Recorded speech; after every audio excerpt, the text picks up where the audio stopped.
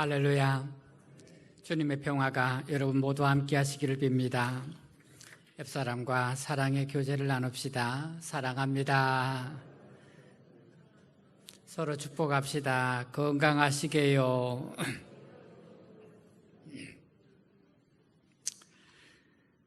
여러분, 우리가 교회 절기로 대림절을 지나가고 있습니다.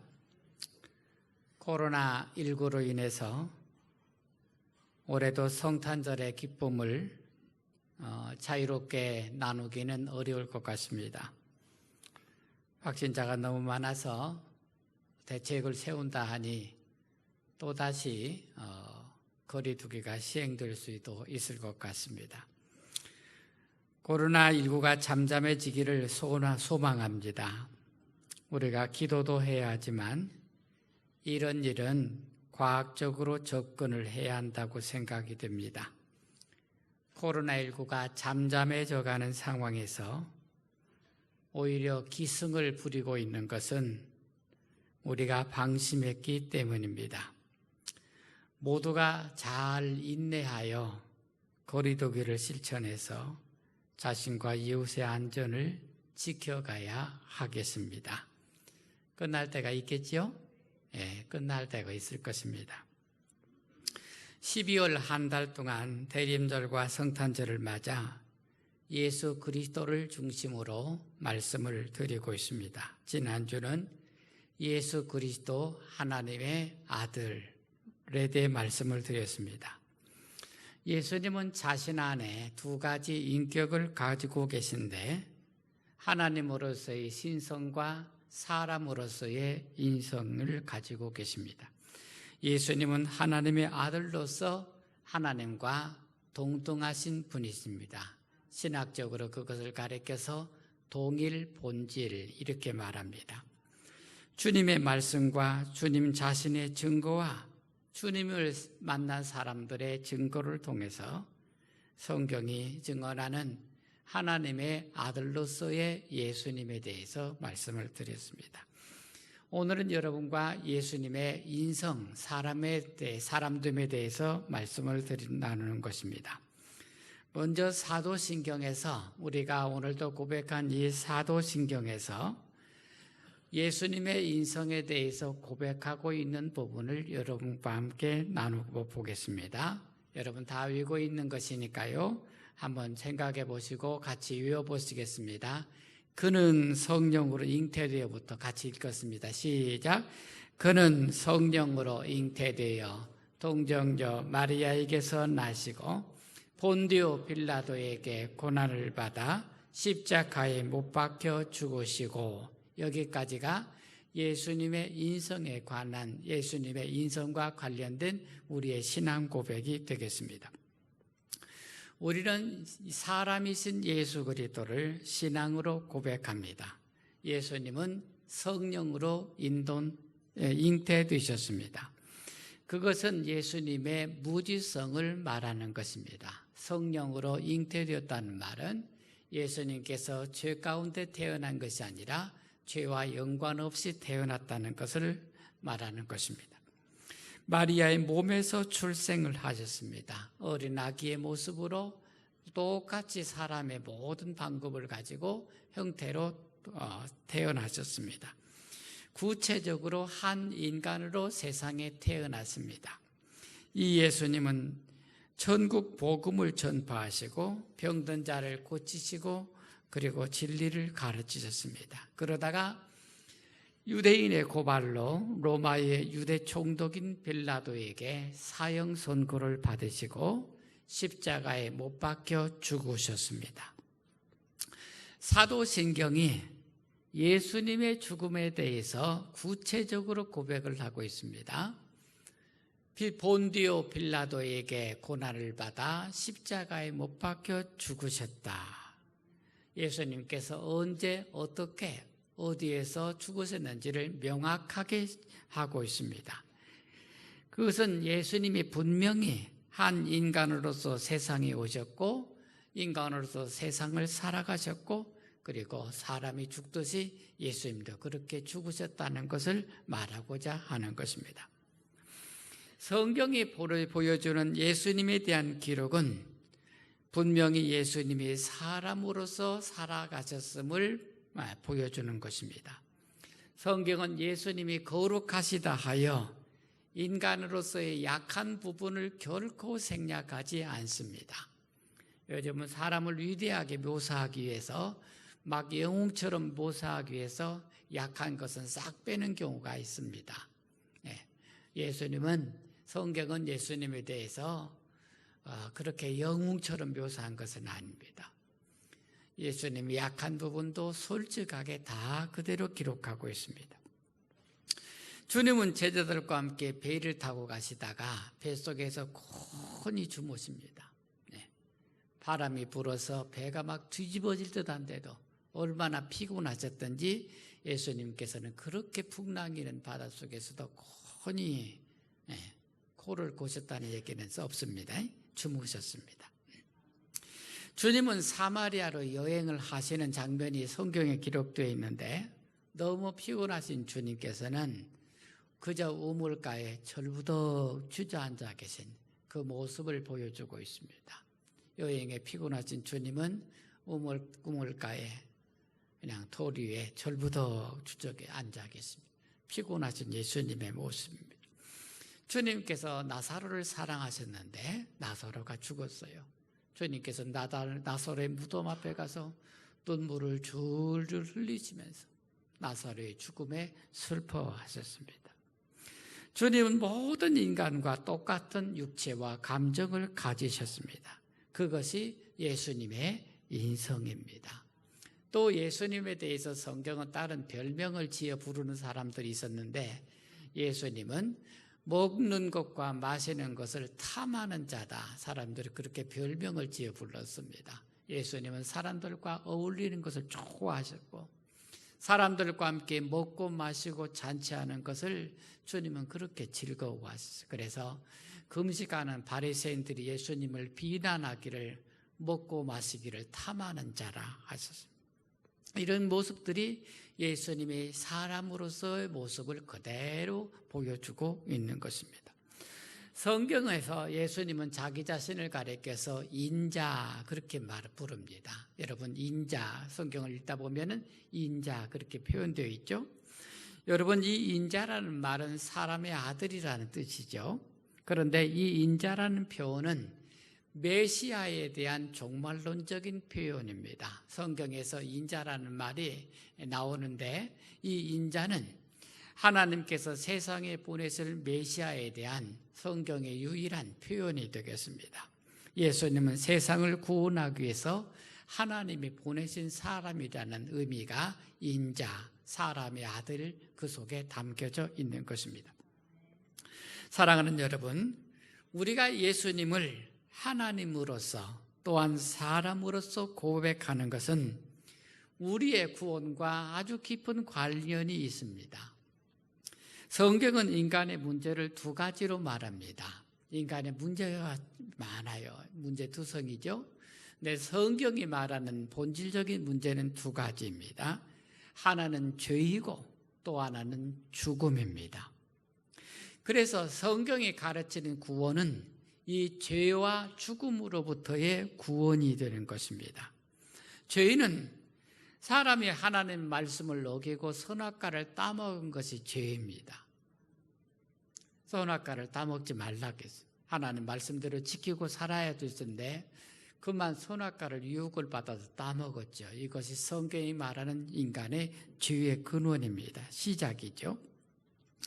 그리고 이렇게 죄를 지은 인간이 하나님과 분리되는 것, 하나님을 떠나게 됩니다.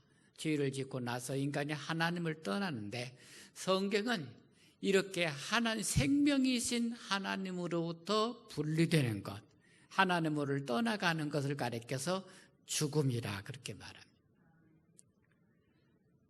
사람이 하나님과 같이 살아야 돼요. 본래 창조하실 때 하나님의 뜻이 인간은 하나님과 함께 살게 창조된 생명이신 하나님과 같이 살아야 돼요. 그런데 죄를 짓고 하나님을 떠나갈 때 이것이 죽음이 인간에게 왔다는 것입니다. 그래서 성경이 말하는 구원은 인간의 죄의 문제를 해결하는 것으로부터 시작됩니다. 성경은 구원받는 진리를 말씀하시는데 일찍이 구약의 율법에서부터 구원의 원리를 말씀하셨습니다. 여러분 레위기 17장 11절 말씀에 육체의 생명은 피에 있다 하시고 내가 이 피를 너희에게 주어 제단에 뿌려 너희 생명을 위하여 속죄하게 하겠다. 생명이 피에 있으므로 피가 죄를 속한다 그렇게 말씀하셨어요. 사람의 생명은 피에 있고 죄를 속하는 것은 이 피뿌림을 통해서 죄를 속하게 된다는 것입니다. 죄를 지은 사람이 용서되는 것은 피를 흘려야 된다. 그러나 속죄를 위해서 사람이 스스로 죽을 수는 없는 일 아닙니까? 용서받기 위해서 속죄받는 것인데 용서받기 위해서 죄를 속하는 것인데 속죄하면서 사람이 죽어나가면 안 되죠. 그래서 구약에서는 동물의 희생을 대신하여 드리는 제사를 통해서 사람의 죄를 속했던 것입니다. 인간이 죄를 지었으나 인간이 죽을 수는 없기 때문에 인간을 대신해서 짐승의 피를 뿌려서 사람의 죄를 속했던 것입니다. 그러나 이런 동물의 희생 제사는 영원한 것이 아니었습니다. 마태복음 4장 23절에 예수님의 사역을 요약하시면서 이렇게 말씀하셨습니다. 예수께서 온 갈릴리에 두루 다니사 그들의 회당에서 가르치시며 천국 복음을 전파하시며 백성 중에 모든 병과 모든 약한 것을 고치셨다. 이게 예수님의 3대 사역을 요약한 것입니다. 성경은 예수님께서 진리를 가르치신 것, 하나님의 나라를 전파하신 것, 병들고 약한 자를 고치신 것, 이것을 하나님이 하신, 주님이 하신 사역으로 표현하고 있습니다. 그런데 이보다 더 중요한 본질적인, 예수님에게 있어서 본질적인 사역이 있었던 것입니다. 세례 요한은 일찍이 예수님을 증언하기를 요한복음 1장 29절에 예수님을 보고 나서 이렇게 말합니다. 보라, 세상 죄를 지고 가는 하나님의 어린 양이로다. 예수님은 세상 모든 사람들의 죄를 대신해서 그들을 위해서 속죄할 하나님의 어린 양이다. 그렇게 표현했습니다. 예수님은 자신을 세상에 내어주시기 위해서 이 세상에 오셨다는 것입니다. 진리를 가르치시고 천국 복음을 전파하시고 병든 것을 고치신 것도 하셨지만 본질적으로 예수님에게 있어서 가장 중요한 것은 자기 목숨을 사람들에게 내어주시기 위해서 오셨다는 것입니다. 예수님께서 마가복음 10장 45절에 이렇게 말씀합니다.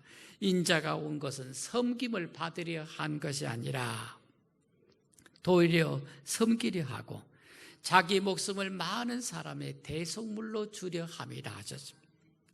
히브리서 4장 15절은 예수님에 대해서 이렇게 말합니다. 우리에게 있는 대제사장은 우리의 연약함을 동정하지 못할 자가 아니요 모든 일에 우리와 똑같이 시험은 받으신 이로되 죄는 없으시니라. 사람으로서 세상에 오신 예수님은 자신이 가진 육체의 연약함 때문에 사람의 고통이 무엇인지, 사람의 슬픔이 무엇인지, 인생의 질고를 주님께서 다 아신다고 하셨습니다. 사람이 얼마나 몸이 연약한지, 사람의 아픔이 무엇인지 예수님은 다 아신다는 것입니다. 인생의 짐과 고통의 의미를 예수님은 다 알고 계신다는 것입니다. 그분이 우리와 똑같은 사람이기 때문이라는 것입니다. 그러면 우리와 같은 사람이면 우리가 죄인이듯이 예수님도 죄인이 아닌가 하고 질문을 하게 됩니다. 예수님 우리와 똑같은 인간이라면 우리가 죄인이잖아요. 그렇듯이 예수님도 죄인이 아니냐는 것입니다.